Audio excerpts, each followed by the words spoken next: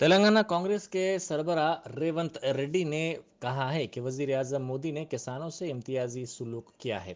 उन्होंने कहा कि मरकज के बजट से किसी को फायदा नहीं होगा। रेवंत रेड्डी ने नई दिल्ली के तेलंगाना भवन में मीडिया से बात करते हुए कहा कि ये एक ऐसा बजट है जिसका किसानों, नौजवानों और खवातीन के लिए कोई फायदा नहीं होगा। मोदी ने किसानों से बदला लिया जिन्होंने उन्हें काले कवानीन वापस लेने पर मजबूर किया, इसीलिए खाद पर दी जाने वाली सब्सिडी में कमी कर दी गई है। उन्होंने कहा कि किसानों का ख्याल था कि मोदी उनकी फसलों पर अक़ल तरीन इमदादी कीमत फराहम करेंगे और उनकी आमदनी में इजाफा किया जाएगा, ताहम ऐसा नहीं हुआ। उन्होंने निशानदही करते हुए कहा कि छोटे ताजिरों के जीएसटी को कम करने की कोशिश बजट में नहीं की गई है। रेवंत रेड्डी ने कहा कि मरकजी बजट पर रद्द अमल का इजहार करते हुए चंद्रशेखर राव ने जिम्मेदार वजीर आला के तौर पर कोई बात नहीं कही। కేసీఆర్ ప్రతిపాదన తెచ్చిండ్రు బేషరతుగా దేశ ప్రజలకు కేసీఆర్ గారు క్షమాపణ చెప్పాలి, రాజ్యాంగ రద్దు ఆలోచనను ఉపసంహరించుకోవాలి, రాజ్యాంగ రద్దు గురించి ఒక్క మాట మాట్లాడిన కేసీఆర్ నాలుక కోయడం జరుగుతుంది దేశ ప్రజలు, ఈ దేశ యువకులు. ఎందుకంటే ప్రపంచ దేశంలోనే ఒక ప్రజాస్వామిక దేశంగా గుర్తింపు గౌరవాన్ని తీసుకొచ్చిన దేశం భారతదేశం.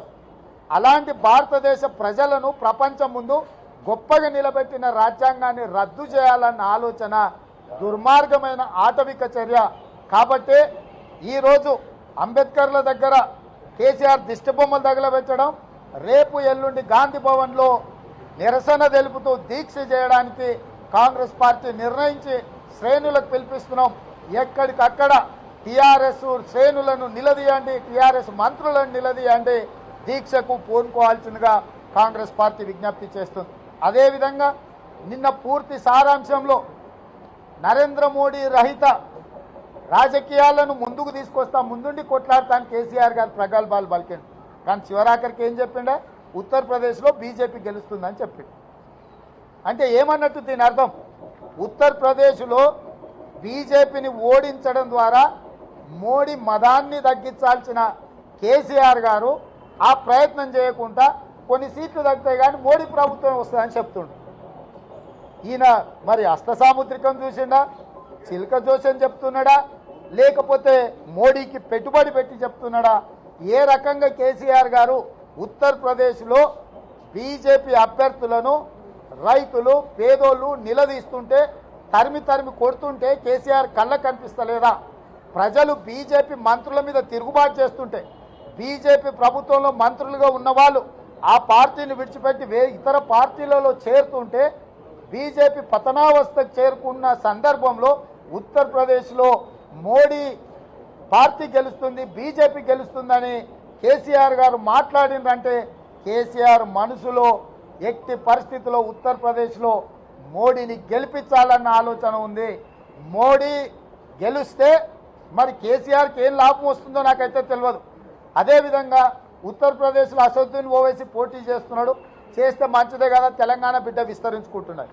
తెలంగాణ బిడ్డ ఆయన పార్టీ విస్తరణ ముసుగులో యోగిని మోడీని గెలిపించడానికి కేసీఆర్, అసదుద్దీన్ ఓవైసీ కలిసి సుపారీ తీసుకున్నారు.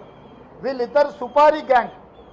కేసీఆర్ సుపారీ తీసుకుంటాడు, షార్ప్ షూటర్ అసదుద్దీన్ ఓవైసీని ఉత్తరప్రదేశ్ పంపిస్తాడు. అక్కడికి వెళ్ళి మోడీ, యోగిని గెలిపించడానికి, వాళ్ళిద్దరిని వ్యతిరేకిస్తున్న వాళ్ళని ఓడించడానికి, ఎన్నికలలో అభ్యర్థులను పెట్టడానికి ఈ సుపారీ గ్యాంగ్ బయలుదేరింది. సుపారీ తీసుకున్నదేమో కేసీఆర్, షార్ప్ షూటర్గా ఉత్తరప్రదేశ్లో ఎన్నికల ప్రచారంలో అసదుద్దీన్ ఓవైసీ గారు అక్కడ బీజేపీని గెలిపించడానికి, పరోక్షంగా సహకరించడానికి, అక్కడ బీజేపీని ఓడించే శక్తుల ఓట్లను చీల్చడం ద్వారా, మోడీ వ్యతిరేక ఓట్లను చీల్చి యోగి మోడీని గెలిపించడానికి ఈరోజు అసదుద్దీన్ ఓవైసీ, కేసీఆర్ గారు ప్రయత్నం చేస్తున్నారు. నిన్నటి ప్రెస్ మీట్లో స్పష్టంగా అసదుద్దీన్ ఓవైసీ ఉత్తరప్రదేశ్లో పోటీ చేయడాన్ని సమర్థిస్తూ మోడీ గెలుస్తాడు, యోగి మళ్ళీ ముఖ్యమంత్రి అవుతాడని కేసీఆర్ చెప్పడం ద్వారా స్పష్టంగా బీజేపీకి కేసీఆర్ గారు మద్దతు పలుకుతున్న అంశాన్ని కూడా వారు స్పష్టంగా ప్రస్తావించడం జరిగింది. రాష్ట్రానికి సంబంధించిన రావాల్సిన నిధులను ప్రస్తావించలే, రాష్ట్రానికి ఏం జరిగితే మేలవుద్దో చెప్పలే, రాష్ట్రానికి రావాల్సిన నిధుల మీద విధానాల మీద పోరాట కార్యాచరణ ప్రకటించలే. మోడీ గెలుస్తాడనేది ఒకటి, రాజ్యాంగం రద్దు చేస్తామనేది రెండో మాట మాట్లాడారు. మూడవది నిన్న కేసీఆర్ గారు మాట్లాడుతూ ఇక నేను ఆ భాషను చెప్పలేను కానీ